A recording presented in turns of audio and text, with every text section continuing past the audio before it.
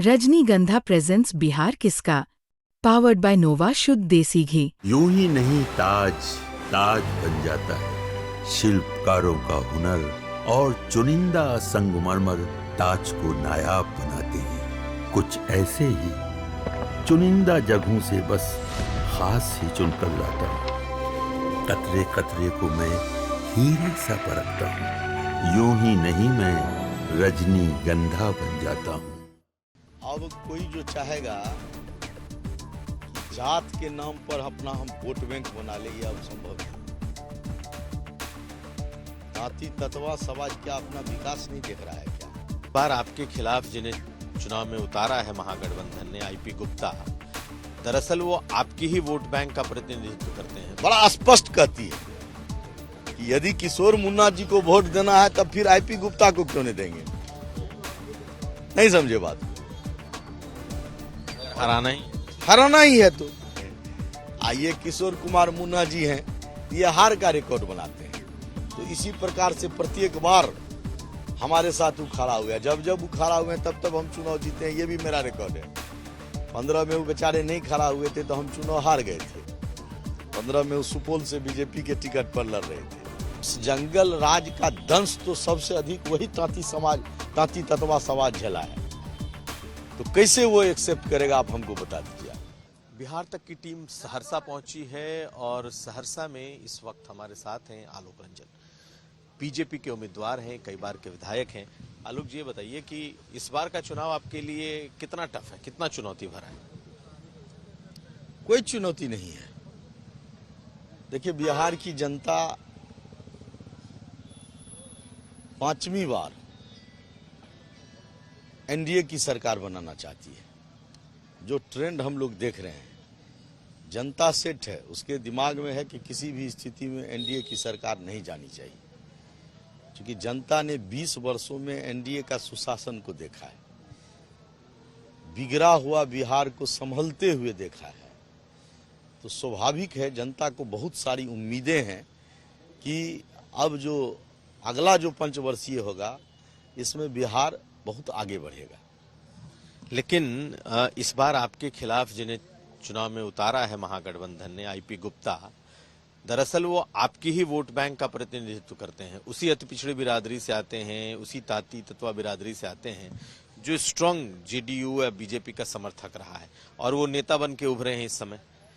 इसीलिए पूछता हूं, ये चुनौती कितनी बड़ी? देखिए, अब कोई जो चाहेगा कि जात के नाम पर अपना हम वोट बैंक बना ले, यह अब संभव नहीं है। तांती तत्वा समाज क्या अपना विकास नहीं देख रहा है क्या? उसके अंदर अच्छा सहरसा बने, अच्छा बिहार बने, ये उसके अंदर उसकी इच्छा नहीं है क्या? तो वो सिर्फ जात के नाम पर, उसमें भी ऐसे लोग, ऐसे बहुरूपिया को देखकर, जिसके आप उसका यदि एक वीडियो को सुनेंगे तो आपको भी लगेगा कि इस प्रकार का भाव रखने वाला ये आईपी गुप्ता जी नेता है। कोई भी नेता, चाहे वो किसी समाज का हो, किसी दूसरे समाज में विद्वेष फैलाने का काम नहीं करता, प्रयास नहीं करता। वो स्पष्ट अपने वीडियो में अन्य समाज के लोगों को गर्दन में हपक के मारने का संदेश देते हैं। क्या इस चीज को कोई समाज पसंद करेगा? सोम को आप बताइए। पसंद करे ना पसंद करे, लेकिन आपको लगता नहीं है कि महागठबंधन में एक दल के तौर पर बहुत हाल में जिन्होंने अपनी पार्टी बनाई हो, पिछले साल 2 साल में जिनका एक राइज हुआ हो, उनको यहां से चुनाव लड़ाया गया है, और ये आपके साथ आपके सामने होने के साथ साथ महागठबंधन के लिए के पार्टियों के लिए भी चुनौती है, क्योंकि आपके कोर वोट बैंक में ही तो सीधा इसका असर होगा। मैंने आपको स्पष्ट कहा कि अब कोई वोट ऐसे किसी के साथ जुड़ जाने से नहीं ट्रांसफर होता है। और आईपी गुप्ता जी ने तो अपने समाज को ठगने का काम किया। एक तरफ उसको बरगलाने का काम किए कि तुम्हारा आरक्षण समाप्त कर दिया, उसके नाम पर गोलबंद किए। और बाद में अपनी राजनीतिक इच्छा शक्ति दिखाने के लिए तुरंत एक पार्टी बना ली। तो हम समझते हैं कि ये उस समाज के लोगों को लगता है कि ये आदमी, इसको न समाज से मतलब है, न समाज के किसी प्रकार के विकास से मतलब है, न इसको कोई आरक्षण से मतलब है। इसको सिर्फ मतलब है कि कैसे हम एमएलए बन जाएं। तो इस चीज को सब लोग समझ रहे हैं, उस समाज के भी लोग समझ रहे हैं। वो कह रहे हैं कि हम बिहार में फिर जंगल राज आने नहीं देंगे। हम यदि अपना मत उसको दे देंगे तो हम जंगल राज को स्थापित करने के लिए दे देंगे, और उस जंगल राज का दंश तो सबसे अधिक वही तांती ततवा समाज झेला है। तो कैसे वो एक्सेप्ट करेगा, आप हमको बता दीजिए। आप अपनी जीत का समीकरण कैसे देख रहे हैं? क्या है आपकी जीत का समीकरण? हमारा तो एनडीए के पक्ष में आम मतदाता है, जो बिहार में एक अच्छी शासन, बिहार का विकास, बिहार को आगे बढ़ते देखना चाहता है। वो कभी भी महागठबंधन के साथ नहीं जा सकता। लेकिन जनसुराज के साथ तो जा सकता है, जिसकी बहुत चर्चा है कि बिहार में बदलाव होना चाहिए, बिहार में नौकरियां आनी चाहिए, पलायन रुकना चाहिए, इंडस्ट्रियलाइजेशन होना चाहिए। और आपके सामने किशोर मुन्ना भी खड़े हैं, जो यहाँ के पुराने नेता हैं। जनसुराज जो है वो तो हवा में फुस हो गया है पूरे बिहार में। आपको ऐसे दिखाई पड़ रहा है जितना उछल कूद उनका चुनाव से पहले था, घोषणा होने के बाद, टिकट बांटने के बाद, कहीं आपको कुछ दिखाई देता है? सो बताइए। दूसरी बात, लोग समझ गए हैं कि ये जनसुराज वाले जो भी हैं, ये बैकडोर से महागठबंधन की सरकार बनाना चाहते हैं। इस बात को स्पष्ट दिखाई लोगों को पड़ रहा है। तो जो चाहते हैं बिहार में एनडीए की सरकार बने, वो अपने इस मत को जनसुराज में देख करके, जो कहीं नहीं है, और महागठबंधन की सरकार बना देंगे। ऐसा बिहार की जनता, हमको लगता है, ये देखिए, ये बिहार की जनता है। यहाँ आपको दिखाई पड़ेगा कि ये तो किसान है, मजदूर है, बड़ा कमजोर है, लेकिन उसकी वो बुद्धि कमजोर नहीं है, उसका राजनीतिक सोच कमजोर नहीं है। वो एक एक विषय, गांव में, खेत में काम करने वाला व्यक्ति को भी यदि आप आज के डेट में पूछिएगा, तो उसको पूछिएगा जनसुराज को दोगे, उसको क्या देंगे, वो तो भोटकटुआ पार्टी है। और जिस प्रत्याशी की बात आपने हमारे पास अभी किया, इनसे मैं एक बार नहीं है तो इनको हार का रिकॉर्ड बनाने के लिए ही आते हैं। किशोर मुन्ना जी, इनको हार का रिकॉर्ड चाहिए। तीन हो गया है, चौथा में जाएंगे। अभी इनको 1 दर्जन पर पहुंचाना है इनको, नहीं समझे? तो ये हार का रिकॉर्ड बनाने के लिए इनको है कि मान लीजिए कोई जीत में रिकॉर्ड बनाता है तो कोई हार का रिकॉर्ड, नहीं समझे? हमारे माननीय विधायक नीरज बबलू जी मंत्री हैं, जीत का रिकॉर्ड बनाते हैं। आइए किशोर कुमार मुन्ना जी हैं, ये हार का रिकॉर्ड बनाते हैं। तो इसी प्रकार से प्रत्येक बार हमारे साथ वो खड़ा हुआ है। जब वो खड़ा हुए तब हम चुनाव जीते हैं। ये भी मेरा रिकॉर्ड है। 15 में वो बेचारे नहीं खड़ा हुए थे तो हम चुनाव हार गए थे। 15 में वो सुपौल से बीजेपी के टिकट पर लड़ रहे थे। 10 में खड़ा हुए थे, उस बार भी हम विधायक यहाँ का बने। फिर 20 में वो खड़ा हुए। तो जनता बड़ा स्पष्ट कहती है कि यदि किशोर मुन्ना जी को वोट देना है तब फिर आईपी गुप्ता को क्यों नहीं देंगे? नहीं समझे बात? हराना ही है तो सब देख रहा है क्या है जनसुराज। और आज जब आप विकास की बात करिएगा, बिहार के पलायन की बात, बिहार के रोजगार की बात करिएगा, अभी आप भारतीय जनता पार्टी ने जो 25 से 30 का अपना घोषणा पत्र जारी किया है, उस घोषणा पत्र को देखने के बाद तो लोगों के मन में इतना उत्साह बढ़ा है। लोग घोषणा पत्र पढ़ रहे हैं। बिल्कुल पढ़ रहे हैं, वो तो पढ़ रहे हैं ना। अभी आया था महागठबंधन का घोषणा पत्र, एकदम इतना झूठ का पुलिंदा लंबा जारी किया, एकदम लुभावने के लिए कि ये है वो है, ऐसे दे देंगे। कोई हिसाब नहीं है कितना का बजट है, कितना लगेगा, इसका कोई चर्चा नहीं है। हम ये दे देंगे, ये दे देंगे, क्या उसको पता है कि हमको कुछ नहीं, उसको किसी तरह हमको सत्ता मिल जाएगा तो फिर परिवार सब लूट करके खाएंगे, बिहार को लूटेंगे, बिहार को जो है सो जंगल राज में पहुंचा देंगे। तो इस तरह से जनता, देखिए हमने आपको बताया कि जनता सब समझती है। जनता को नीतीश कुमार और नरेंद्र मोदी जी पर विश्वास है। जनता को, जनता ने 20 वर्ष नीतीश कुमार एनडीए का शासन, भारतीय जनता पार्टी का शासन देखा। 11 वर्षों से बिहार के विकास में डबल इंजन की सरकार का ताकत देखा है। तो आपको अब जनता फिर वापस उधर देखना नहीं चाहती, रिस्क नहीं ले सकती है कि हमको अब वापस फिर कहीं हमको यहाँ से भागना पड़े, महिला को 6 बजे शाम में घर में बंद होना पड़े, दुकानदार को 6 बजे के बाद दुकान बंद करके भागना पड़े, इंडस्ट्रियलिस्ट को यहाँ से भाग करके दूसरे जगह जाना पड़े या कहीं रहना पड़े, नहीं तो अपहरण हो जाएगा, फिर मुख्यमंत्री के यहाँ से फोन आएगा, फिर व्यवस्था होगा। तो ये सब चीज अब नहीं पड़ने वाली है। इसलिए ना 20 वर्षों से लगातार सरकार को मिल रहा है। अब हमको एक बात बताइए, हम 20 वर्ष से शासन में है नीतीश कुमार जी, और आप चले जाइए जनता के बीच, 20 वर्ष में आपको बड़ा एंटी इनकम्बेंसी दिखाई पड़ता। आज 20 वर्षों में प्रो इनकम्बेंसी है। हम लोग जाते हैं, उसी को देंगे वोट। महिलाएं निकलती कहती है हम लोग को रोजगार के लिए पैसा दिया है, हम लोग रोजगार करेंगे, फिर हम लोग इससे आगे बढ़ाएंगे तो 2 लाख हमको मिलेगा। अभी बिजली हम लोग को फ्री है, अभी हमको जो है सो पेंशन हम लोग का बढ़ गया, 1100 रुपया हो गया है। हम लोग को जो है सो मुफ्त में अनाज मिल रहा है, कोरोना के बाद से लगातार हम लोग को मिल रहा है, सरकार हमको खाने दे रही है। हमको इलाज के लिए 5 लाख रुपया का आयुष्मान कार्ड दे रही है। तो किसान के लिए भी 3000 रुपया और हम लोग बढ़ा दिए हैं।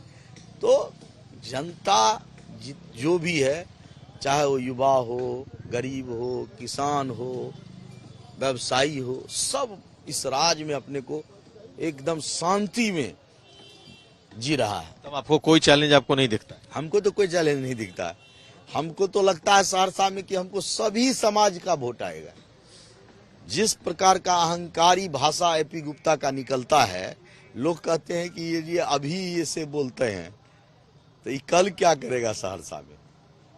और बाहर से कोई व्यक्ति आकर के सिकंदरा से भगा दिया उनको, जमुई घर था, यहाँ आ गए। इनको लगा कि यहाँ पर हम सबको, अपने समाज को ठग करके यहाँ हम इसको बन जाएंगे नेता। अपना घर पर इनको नेतागिरी नहीं हुआ, यहाँ पर आए नेतागिरी करने के लिए। नेता तो बन ही गए ना, महागठबंधन में दल आ गया, हेलीकॉप्टर में वो 4 नेताओं के। हेलीकॉप्टर में तो मान लीजिए बहुत हेलीकॉप्टर वाला लोग है इस देश में। हेलीकॉप्टर वाला लोग होने से नेता थोड़े बन जाता है। हेलीकॉप्टर तो बहुत लोगों को। जनता को चाहिए सीधा सीधी, मेरे जैसा साधारण लोग जिसके बगल में आके बैठे, कोई बात करना हो तो कहेगा, कोई विचार करना हो तो करेगा। उसको कहीं उसके घर में मान लीजिए यहाँ तो रहेगा, जीतेगा तो हेलीकॉप्टर से फिर भाग जाएगा, कहेगा हम छोटा नेता है जी, हम घर घर घूमेंगे।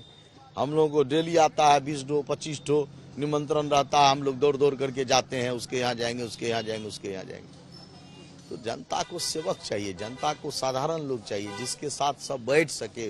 वहाँ तो इतना दूरी है कि तुम एकदम आप उसके बात करने का स्टाइल को देखिए, आपको स्पष्ट अहंकार दिखाई पड़ेगा कि किस प्रकार का अहंकार वो निकालता है। मैंने पूछा था तो कहते हैं हमारी जाति का दर्द है जो हमारे लोगों ने झेला है। आज उस जाति के लोग जो हैं 20 वर्ष से नीतीश कुमार जी के ही न राज में उनको जो पहले परेशानी होती थी, उनको लोग बहुत तरह का, उस राज में क्या क्या होता था उसकी चर्चा नहीं करेंगे, आपको पता है। लेकिन उनका जाति जितना उस राज को में कष्ट झेला है, आज नीतीश कुमार जब आए तब वो अपने को सुखी शांति से जीने का उसको एक अवसर मिला है। नीतीश कुमार जी उसको पिछड़ा से अति पिछड़ा बनाए, फिर अनुसूचित जाति का उसको आरक्षण दिए। यही तो कह रहे हैं, छीन लिए पे। आप इतने बड़े पत्रकार हैं अभिषेक जी, आप हमको बताइए कि क्या ये आरक्षण नीतीश कुमार जी छीने हैं? सो हमको आप बता दीजिए। दलितों में डालने और दलितों का निकालने का अधिकारी राज्य सरकार के पास नहीं। जब सुप्रीम कोर्ट ने इसको खत्म किया, तो इसमें नीतीश कुमार जी कहां से आते हैं, आप हमको बता दीजिए। नीतीश जी तो दिए, उसको सब सुविधा दिए, फिर अभी सुप्रीम कोर्ट में केस है, तो उसमें कोई ये नहीं है। और जहां वो गए हैं उसका घोषणा पत्र आया है, उस घोषणा पत्र में तो आना चाहिए था कि हाँ हम इसको आरक्षण देंगे। कम से कम यो कहता कि हम इसके आरक्षण के लिए नहीं हम देंगे, तो कुछ कह सकता है।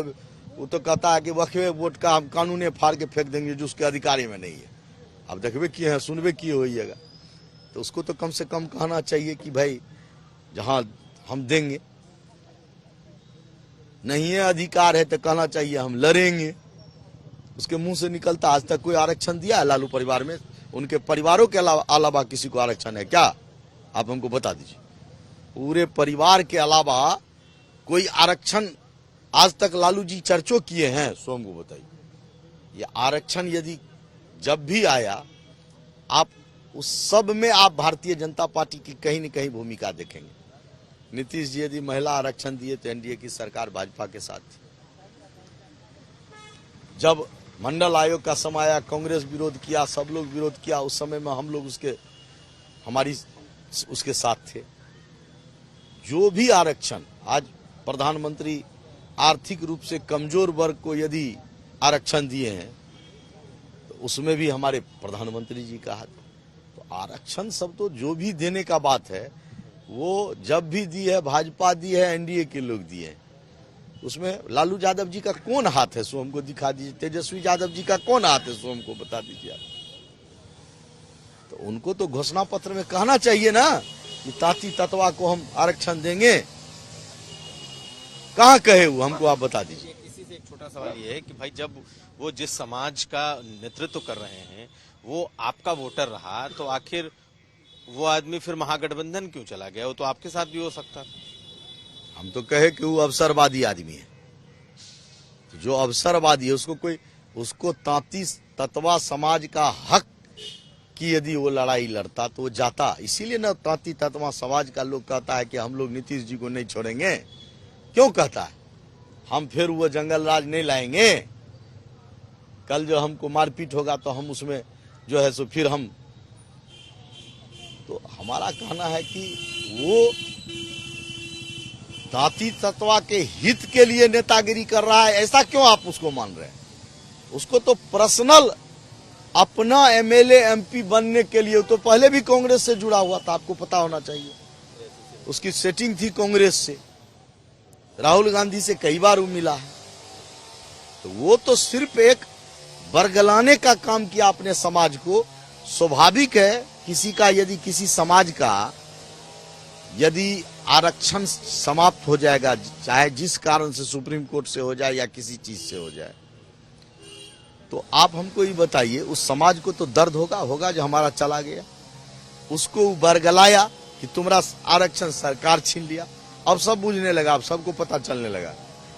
लेकिन शुरू के समय में, और उस आरक्षण के नाम पर तुमको आरक्षण की लड़ाई में तुम हमको मदद करो, तो कोई समाज उसके साथ खड़ा होगा? क्यों नहीं होगा, सो हमको बता दीजिए।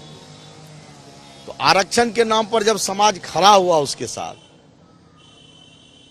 उस मंच पर वो अपना पार्टी खड़ा कर दिया। तो ये सब जो एक्टिविटीज उसका रहा, उसको अब उस समाज के लोग समझने लगे। उसमें बहुत लोग हैं, चौपाल को अभी भी आरक्षण है। तो हमारा कहना है कि जो भी इस प्रकार का वो लुभावना बात वो बोल रहे हैं, तो समाज के लोग समझ रहे हैं। समाज तो देख रहा है कि हमको कितना नीतीश कुमार और मोदी जी से कितना लाभ हुआ। हम लोग तो जाते हैं, लोग कहते हैं ऐसे हम लोग के हाथ से पर्चा छीनता है। महिला लोग दौड़ के आती है, बूढ़ी औरत सब कहती है हे इसको देंगे, इसको देंगे, मोदी जी के मुंह पर हाथ मार करके, ये हम लोगों को सब चीज दिया, सब सुविधा दिया। ऐसा होता है। आप चल के देखिए, कहिएगा तो हमारे साथ एक दिन चलिए आप सीधा सीधी, आपको हम दिखा देंगे जो कैसे महिला निकल के आती है। जब तक वो नहीं समझ पाती है कि नीतीश मोदी है, तब तक बड़ा गंभीर आपको दिखाई पड़ेगी, नहीं समझे? और जैसे उसको समझ में आ गया कि ये अपना नीतीश मोदी वाला छाप है, तब उसका उत्साह देखिए, तब उसके निकल करके उसका देखिए प्रतिक्रिया देखिए, तब आपको पता चलेगा कि उसके अंदर अपने लिए कितना अपना सोच है कि हमको अपने परिवार का, बच्चा का, इस सब को आगे यदि बढ़ाना है तो इसी सरकार में बढ़ाना है, दूसरे के यहाँ नहीं मिलेगा। तेजस्वी जाएगा तो इसके बाद फिर तेजस्वी जी को क्या मतलब है, उनका पूरा परिवार, खानदान, सबको सब पद मिल जाएगा, सब चीज मिल जाएगा, बढ़िया से चलने लगेगा, भ्रष्टाचार, अपहरण का उद्योग सब शुरू हो जाएगा। उनका तो अलग उद्योग है। हम लोग इंडस्ट्री लगाने के लिए सोच रहे हैं, हम अभी घोषणा किए हैं इंडस्ट्री लगाएंगे, सब जिला में पार्क खोलेंगे, 10 गो इंडस्ट्री लगाएंगे बढ़िया बढ़िया। अब वो अपहरण उद्योग अपना मुख्यमंत्री आवास से शुरू कर देंगे। जीतेंगे तो नहीं, हम ही बोल रहे हैं, उनका ममू बोला ये बात, वहीं से डील हो जाता था। तो इसीलिए ऐसी बात नहीं है। अब सिर्फ जात पर जनता वोट दे दे, अब वो बात नहीं। जनता पलट के जाने वाली नहीं है आप। नहीं, जनता पलट के नहीं जाने वाली है। हम लोग देख रहे हैं, वो लोग तो मान रहा है कि आपके पास तो घर पर पहुंच जाते हैं, आपको बुला लेते हैं, इसको कहाँ खोजने जाएंगे हम। तो ऐसे भी हेलीकॉप्टर से उड़ के आने वाला नेता है, ये तो आएगा हेलीकॉप्टर से फिर उड़ करके जो जाएगा। तो ये सब क्षणिक दिखाई देता है, जब तक जनता को कोई आशा रहता है कि ये कुछ हो जाएगा हमको इससे, लेकिन जब समझ जाता है जनता तो इसके बाद फिर आपको कोई कुछ अंतर नहीं होने वाला है। हम लोग देख रहे हैं एकदम पूरा सभी समाज के लोग जो हैं, उनको लग रहा है कि जो थोड़ा बिहार को आगे बढ़ते देखना चाहते हैं, जो थोड़ा बिहार में शांति चाहते हैं, जिनको लगता है कि हमको अपने बच्चे के भविष्य को बनाना है, वो कभी एनडीए छोड़ करके महागठबंधन को जीतने नहीं देगी। बहुत शुक्रिया बात करने के लिए। तो हमारे साथ थे आलोक रंजन, बीजेपी के उम्मीदवार हैं सहरसा से। इनके सामने आईपी गुप्ता हैं और अब कह रहे हैं कि आईपी गुप्ता चाहे जितनी भी ताकत लगा लें, जात की राजनीति नहीं चलेगी।